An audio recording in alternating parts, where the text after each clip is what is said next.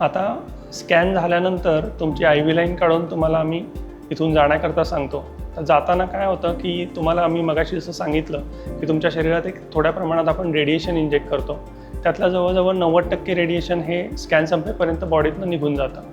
त्यामुळे उरलेल्या 5-10% मोठ्यांना काही फरक पडत नाही. त्यामुळे मोठ्यांकरता कसल्याही प्रकारची रिस्ट्रिक्शन नाहीत. त्यामुळे घरी गेल्यानंतर समजा तुमच्यापेक्षा वयाने जास्त कुणी आजारी असेल घरामध्ये किंवा घरामध्ये कोणी पेट्स असतील, कुत्रा, मांजर वगैरे किंवा गुरं असतील, तर त्यांच्यापासून काही वेगळं राहायची गरज नाही. पण तेच रेडिएशन फक्त घरात कोणी अगदी लहान मुलं असतील, म्हणजे 5 वर्षापेक्षा छोटी मुलं किंवा घरात कोणी गरोदर स्त्री असेल, तर त्यांच्यापासून मात्र तुम्हाला 24 तासाकरता वेगळं राहायला लागतं.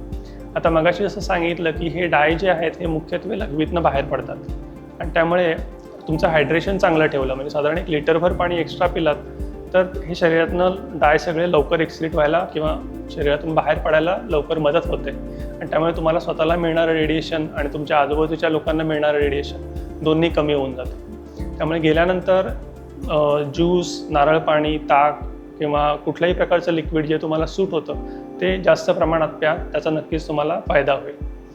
आता फक्त ज्या पेशंटना डॉक्टरनी सांगितलं आहे की पाणी जास्त पिऊ नका, त्यांनी मात्र तुमच्या डॉक्टरनी सांगितल्याच्या सल्ल्याप्रमाणेच वागा.